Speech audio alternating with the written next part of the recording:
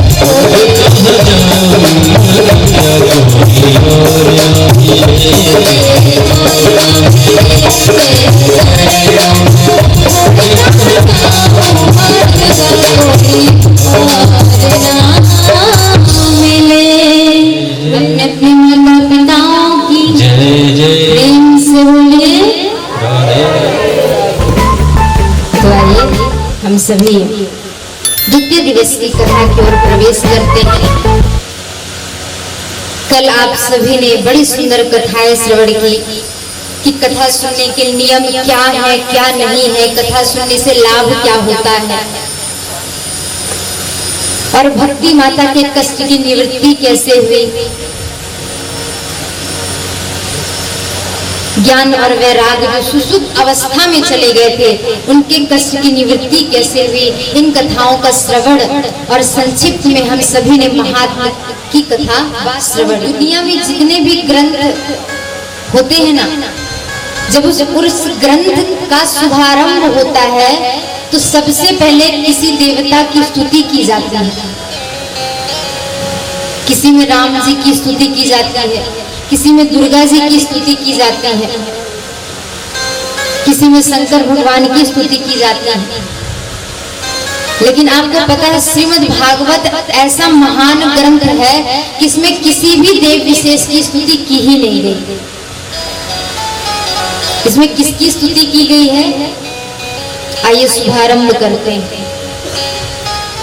विघ्नेश्वराय तेने ब्रह्मा हृदयादि कवये महान्ति यत् सूर्ये तेजोवारी मुदां यथा विनिमयो यत्र तिसर्गो मृषा धामनाश्वेन सदा निरस्तकुहकं सत्यं परं धीमहि। किसकी वंदना की गई, किसकी स्तुति की गई? सत्यम परम धीमहि। कहा कि जिस पर ब्रह्मा की अधिष्ठा मात्र शक्ति से पूरा विश्व प्रपंच बनता है, पालित होता है और लय हो जाता है, वह परब्रह्म हिरण्यगर्भ नहीं है, बल्कि जिन्होंने ब्रह्मा जी को वेदार्थज्ञ ज्ञान का प्रतिपादन करके बताया। कैसा वेदार्थज्ञ ज्ञान? जिस वेदार्थज्ञ ज्ञान को समझ करके बड़े बड़े सूरी लोग मोह को प्राप्त हो गए।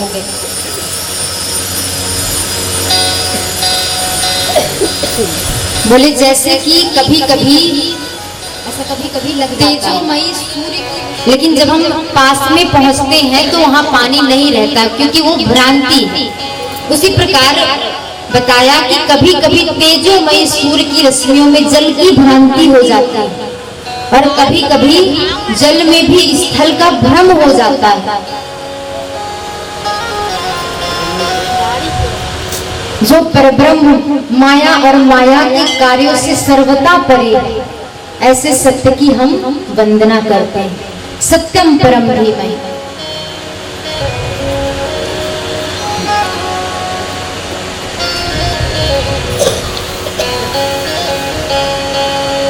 किसी ने व्यास जी से प्रश्न कर दिया, कहा कि महाराज एक बात बताइए, आपने चतुश्लोक की व्याख्या की है, 4 श्लोकों से आपने 18,000 श्लोक बना दिए, जन जन तक इसका प्रचार प्रसार कर रहे हैं, लेकिन आपने इस ग्रंथ में किसी देव की स्तुति नहीं की, ऐसा क्यों?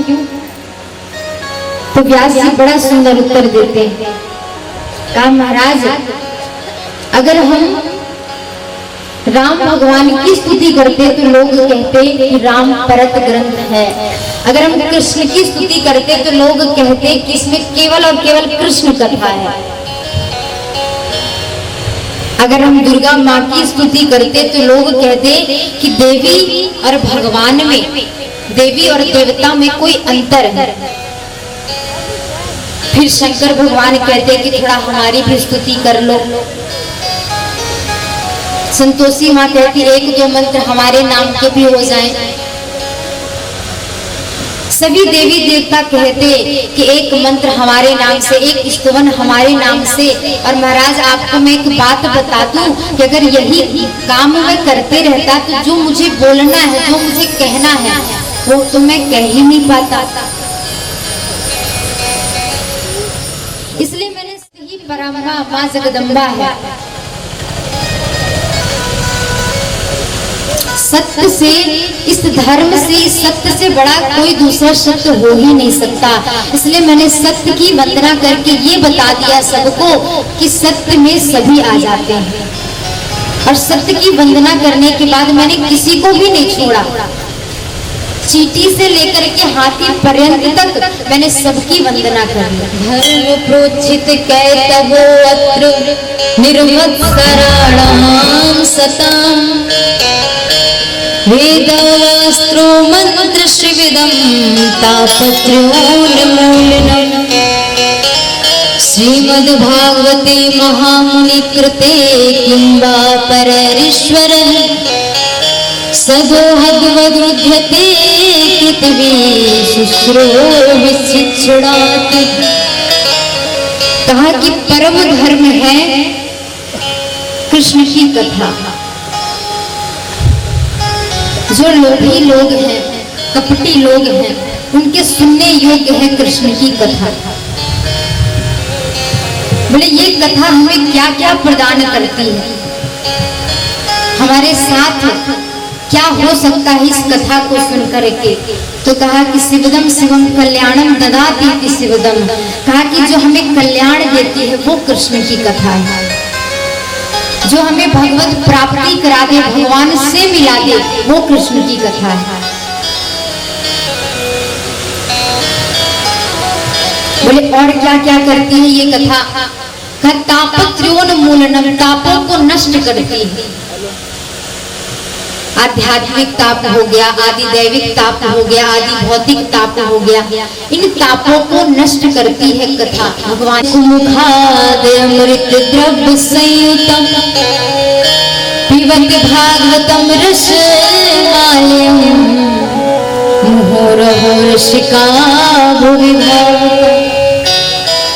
निगम कहते हैं वेद, निगम रूपी जो वेद कल्प वृक्ष है उसका पका हुआ फल श्रीमद् भागवत है। ये बात मैंने आप लोगों को कल भी बताई थी। कि निगम वेद है और उसका पका हुआ फल श्रीमद् भागवत है। वेद और वेदांत का सार ही श्रीमद् भागवत है।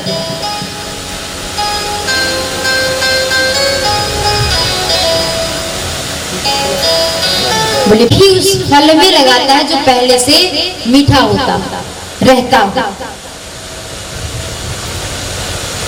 बोले और कैसा है? तो बोले अमृत द्रव्य संयुतम, इसमें अमृत भरा है। तो बोले इसे करे क्या? तो कहा पिबत भागवतम रसमाल्यम, इसे पियो, पीने का अर्थ श्रवण करिए। एक व्यक्ति ने कहा महाराज कितनी बार श्रवण करें? अभी टीकरवारा में हो रही है, निमरुआ में सुने थे, बालाघाट में भी सुने हैं। अब कितनी बार सुने भगवान की कथा? तो कहा मुहु रहो रसिका भूमि भावुका, बार बार सुनिए, क्योंकि आप जितनी बार सुनेंगे आपको उतना ही आनंद आएगा। अगर एक उदाहरण दे दिया जाए तो पेट तो एक दिन खाने के बाद भी भर जाता है, दूसरे दिन क्यों खाते हैं? लेकिन हम रोज खाते हैं। जिस प्रकार रोज खाना खाते हैं उसी प्रकार हमें भगवान का भजन भी रोज करना चाहिए, भगवान की कथा रोज सुननी चाहिए। क्योंकि अमृत है हर नाम जगत में, अमृत है हर नाम जगत में, इसे छोड़ विष पीना क्या, हरि नाम नहीं तो जीना क्या, हरि नाम नहीं तो जीना क्या। कहा कि अमृत है हरि नाम जगत में, इसे छोड़ विष पीना क्या, और हरि नाम नहीं तो जीना क्या। हो अपनी वाणी में, हो अपनी वाणी में अमृत हो रसना, राधे राधे बोल रसना, राधे राधे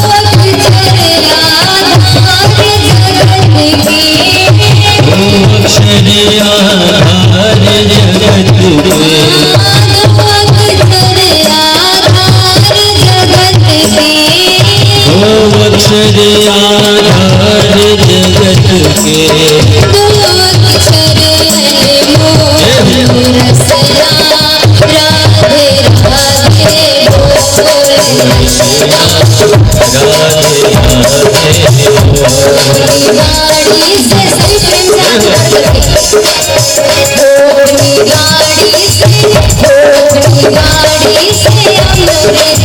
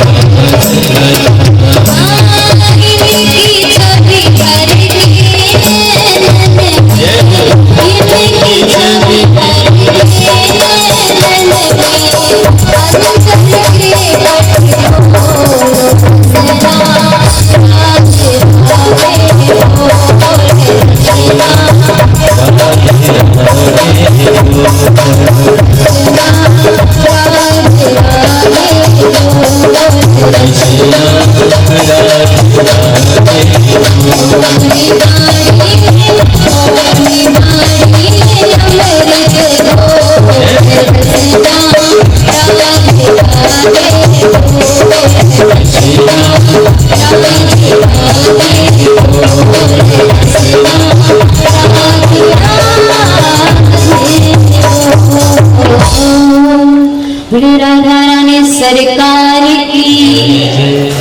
बोले महाराज बात ऐसी है कि आप ये बताइए कि मानव के लिए परम धर्म क्या है?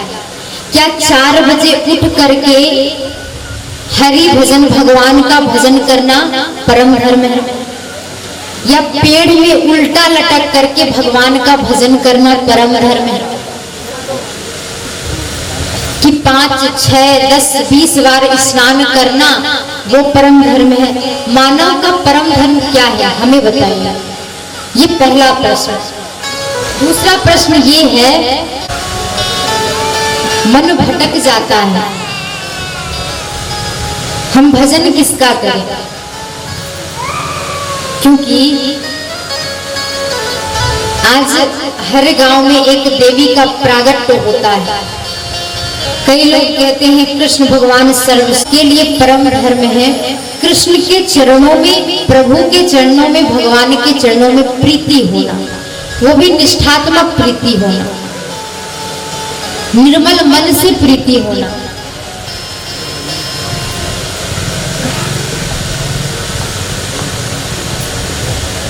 हम भगवान का भजन करें तो इस भाव से करें कि भगवान हमें मिल जाए, केवल इस भाव से नहीं कि भगवान से हमें कुछ लेना ही है।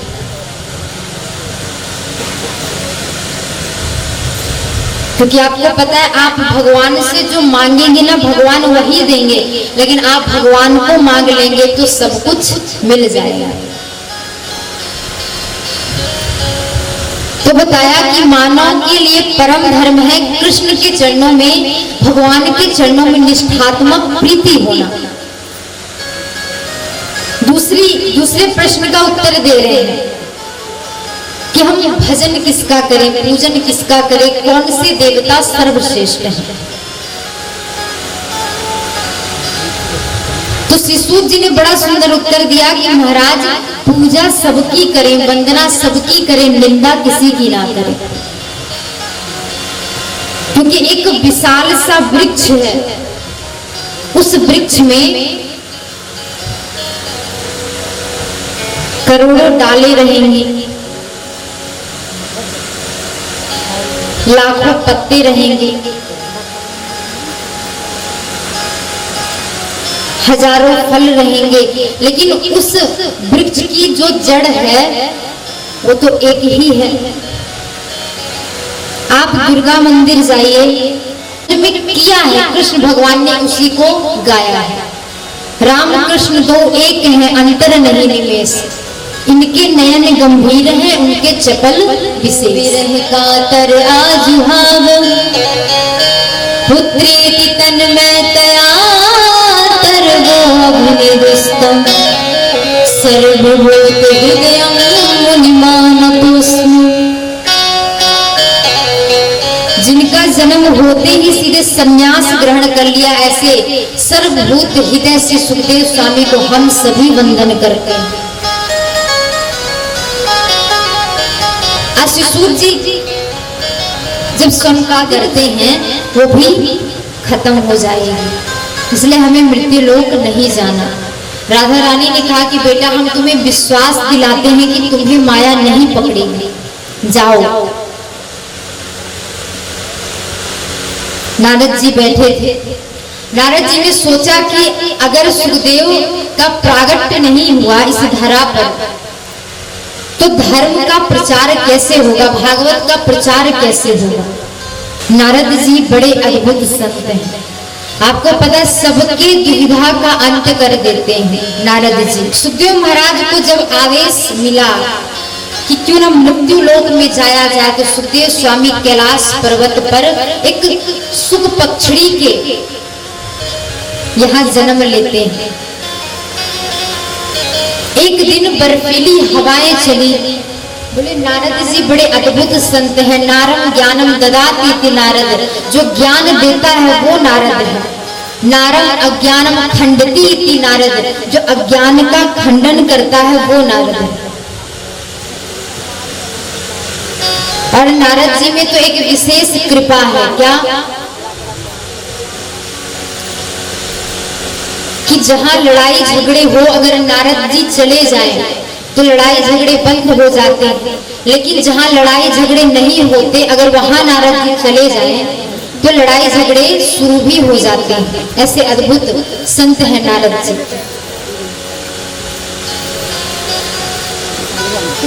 एक दिन मन में भाव आया कि क्यों ना माता पार्वती के पास ही जाया जाए, लीला तो करनी है। बैठे ही देखते हुए सीधे अंदर की ओर चले गए, कुटिया की ओर चले गए, आश्रम की ओर चले गए।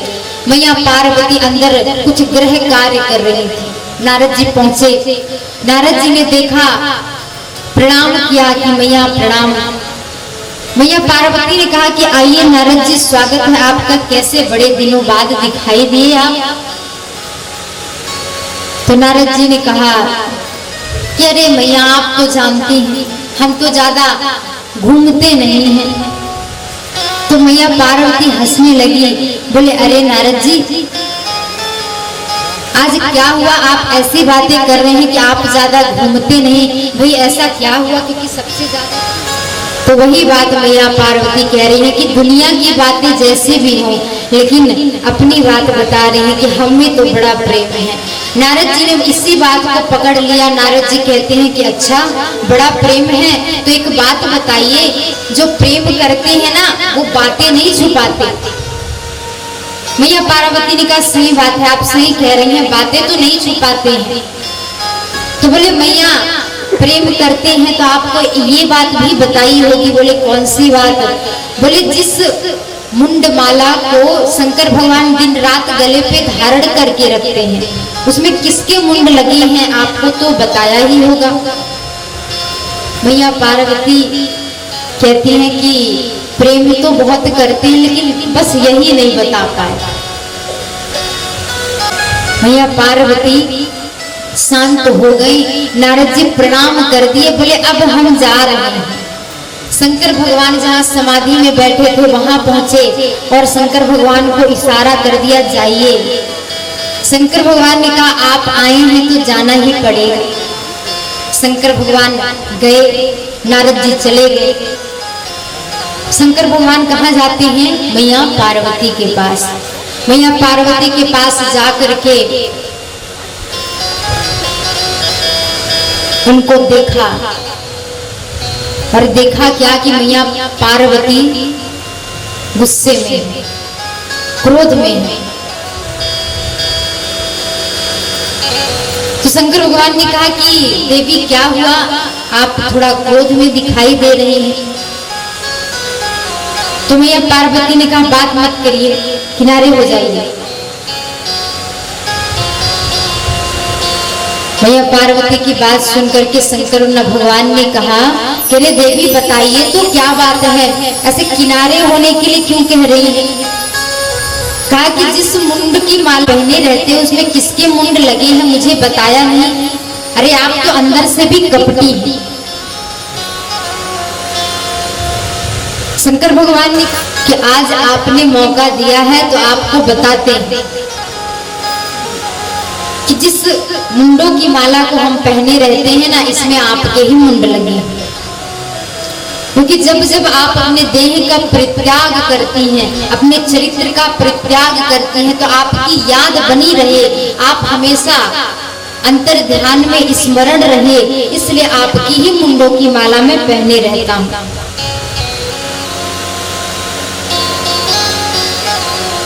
मैया पार्वती ने कहा कि ये कैसे हुआ? बोले ये सब तो अमर कथा का फल है, भागवत कथा का फल है। मैया ने कहा हमें भी सुनना है।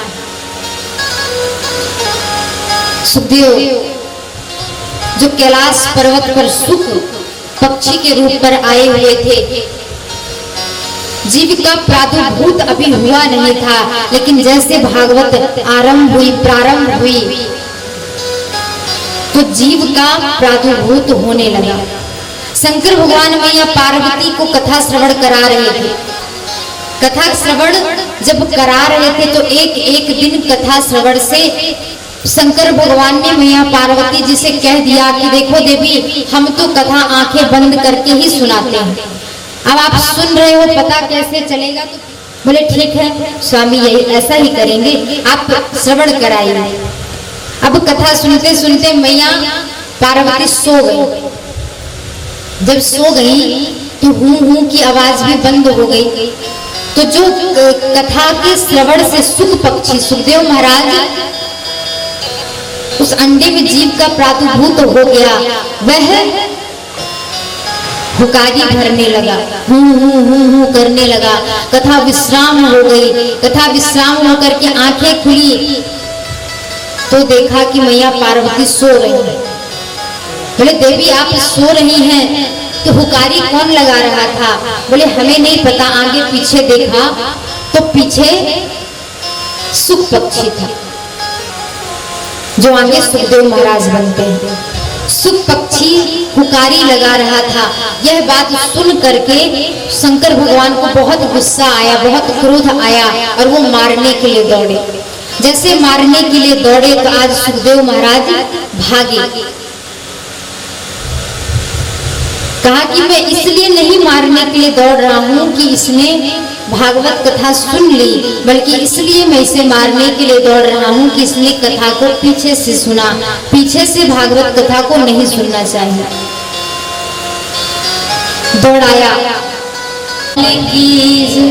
प्रेम से बोले राधे राधे।